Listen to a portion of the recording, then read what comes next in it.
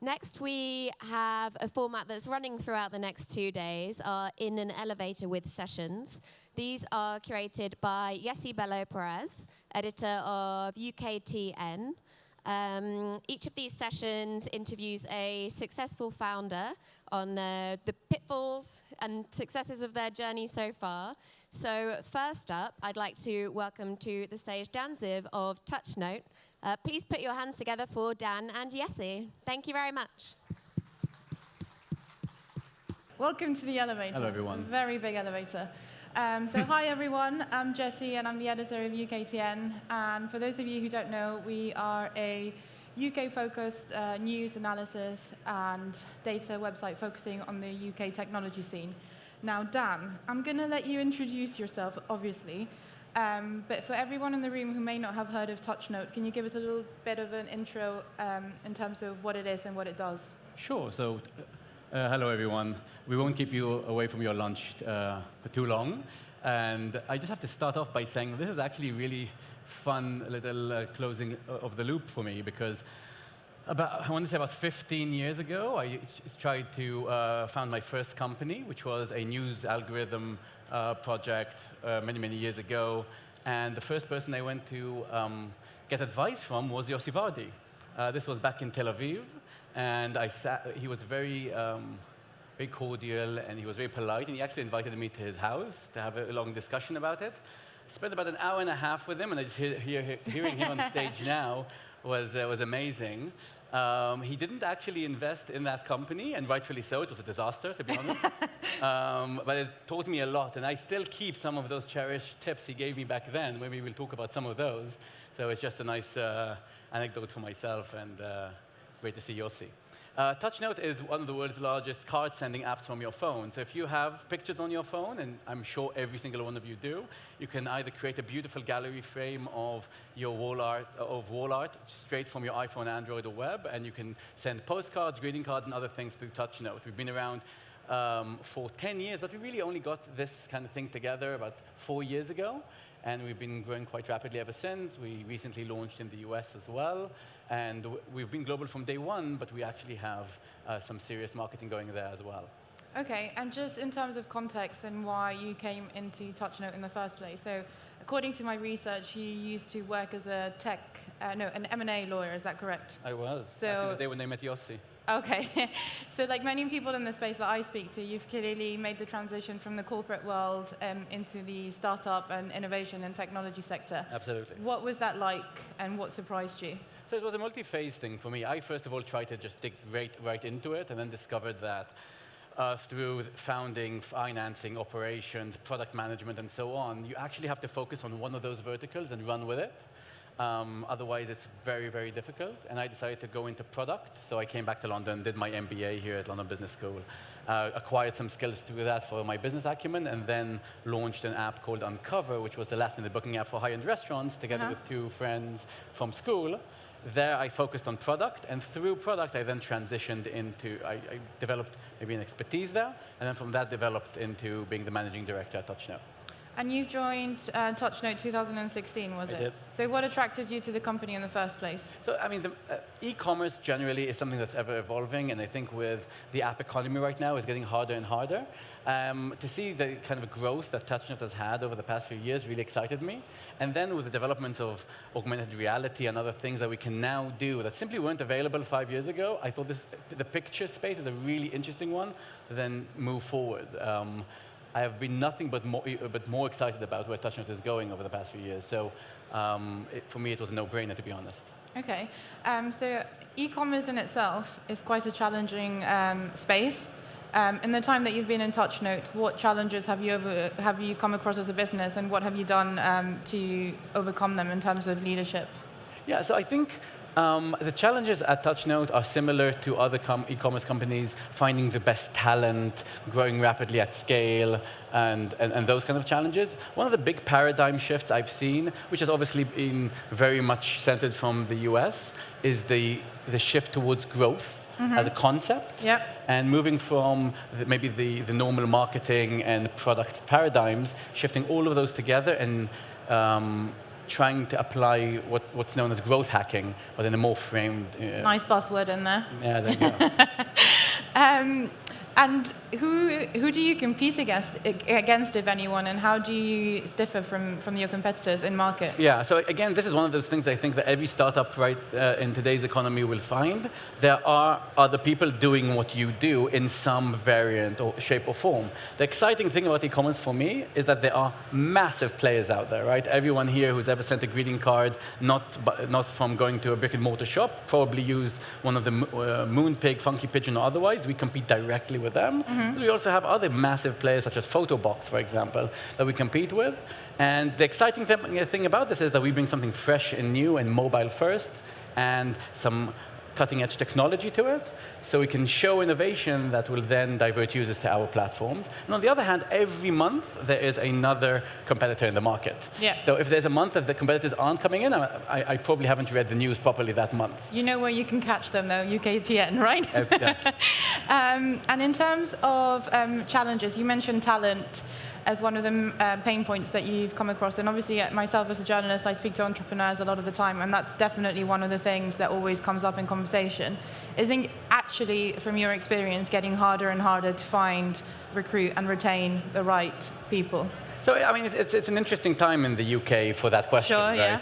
Yeah. On the one, if you'd ask me over the past 24 months, if anything, I feel like people have a propensity to come to London and to generally come in order to work in startups. London has really come to its own in terms of being a startup ecosystem, yep. And it's legit. If you go to some other European cities, you still maybe have to explain why this is the right city for you as a tech entrepreneur or as a developer or as a designer. Mm-hmm. London doesn't have that issue anymore. I don't find myself in headhunting calls, sure. explaining why London is a good city for tech. That, I think, has passed, which means I have people from Italy, from Spain, from China, from Japan, from Greece, from the US, of course, and some Brits as well in my company right now, which is super exciting. The question is, and everyone here is asking the same, is what is that going to look like in 2019 and 2020? We are, as ever, committed to getting world-class talent into the city and into our company, and we don't see any reason why that should stop. The excitement is only getting more fierce, to be honest. And obviously, being a startup, you kind of have to sell yourselves as much as candidates have to sell themselves to you. What do you use to attract the right kind of talent? Are you focused on culture, company perks? What does your... So we do not advertise our company perks as a reason to join TouchNote, because I think somebody who's creating a small Excel sheet of how many holidays he gets in each company isn't coming in the right mindset for a startup ecosystem. There goes my chance then. Having said that, we don't necessarily limit the number of holidays we have in the company. So that isn't necessarily something I would say to a candidate coming in. Although once they would apply and maybe get accepted, they would suddenly find out, actually, this is a great company to work for in that respect. What we do is, first of all, we get them to meet the team. One of the really, really exciting things about this is that when somebody comes in 2 or 3 times into the company and meets the team they're going to work with, the leader they're going to report to, and some of the other people in the company as well, they feel whether this is the right place for them. I don't think this is, by the way, a millennial thing. A lot of people talk about the fact that millennials are very precious about the work environment and do they have cool people next to them. Yeah. I don't think that's true. I think it is true for people who are of all ages. People today want to work in an environment that suits their character and what they believe in. And the opportunity to show that when you have something positive to show, I guess, is the best route, I think, to getting the good talent. And how big is the team now? So we are 40 people right now across the world. Okay. And we have just over 30, just over here in Shoreditch. Oh, cool. Okay. And so you've raised about, was it £5 million to date? Thereabouts, yeah. Okay. So fundraising, from where I sit as a journalist, is one of the biggest parts of interest when I speak to entrepreneurs. Everyone wants to raise funding. Everyone wants to know, well, actually, small caveat, not everyone wants to raise funding. People who want to raise funding are always hungry for advice in terms of how to pitch to investors. So from your experience in the business, what is your top tips to help other entrepreneurs looking to raise capital? Yeah, so raising capital in the city for somebody who is reasonably well networked and knows what he's doing in this company isn't the world's hardest challenge. It is Okay. raising the money from the right kind of investors that can help you support growth, getting people who get your business and will support it when you need that extra support. That, I think, is where the challenge really lies. If somebody's going into this, and this is literally day one, the one thing I would do is I would give them a list of blog posts to read from people in the city and people in Silicon Valley about how to fundraise. And it's a daily grind. It is not, you don't ever start fundraising and stop fundraising. There's a network effect to these things, and you need to continuously harvest this kind of culture in your company, in my opinion. Doesn't mean that every single person in your company needs to constantly pitch the company values.